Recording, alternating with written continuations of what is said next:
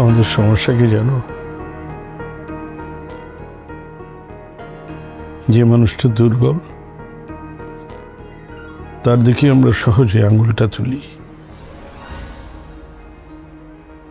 শুধু মেয়েটার দোষ দেখলে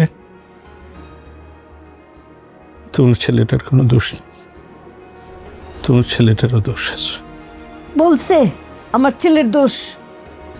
মেয়েটা দুর্বল। কোন দিক দিয়ে সে দুর্বল?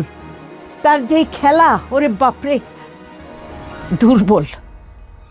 কতখানি চালু মেয়ে হইলে পরে সাথে সাথে তার বয়ফ্রেন্ডের ভাইরে মন গলায় বিয়ে করে ফেলতে পারে। মেয়ে নাকি দুর্বল। আমার স্বামী শেষ করে দিল। এক হাতে তালি কখনো বাজে না জানুন। এক হাতেই তালি বাজেছে, এক হাতেই ও তালি বাজেছে। ওর তালির চোটে আমার সংসার। আর এক হাতে তালি বাজে না আঞ্জুমান, ওর তালি কখনো বাজে না। ওর তালির চোটে আমার সংসারই শেষ। সংসারটাই ভেঙে দিচ্ছে, এমন তালি বাজাইছে।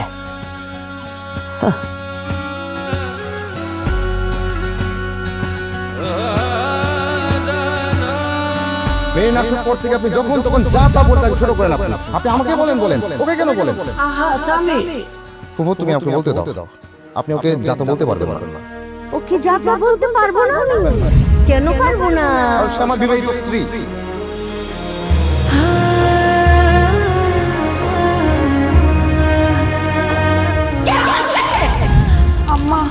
আমি বলছি এটা নিয়ে কিছু লাফালা কিসে?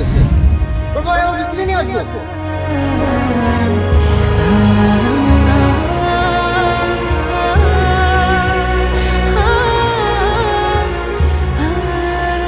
লাগেজ নিয়ে কই যাও?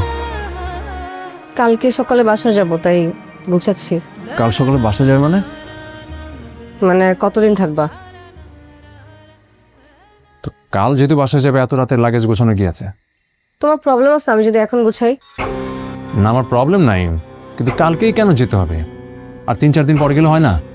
মানে এই মুহূর্তে যদি সবাই বাড়ি ছেড়ে চলে যায়, বিষয়টা দেখতে কেমন লাগে? Fahad, that's none of my concerns. আমার এখানে দম বন্ধ হয়ে আসতেছে। আমি সারাক্ষণ শাড়ি পরে ঘোরাঘুরি করতে হয়। তুমি জানো আমি শাড়ি পরে থাকতে পারি না। কতদিন জিম করি না, সুইমিং করি না।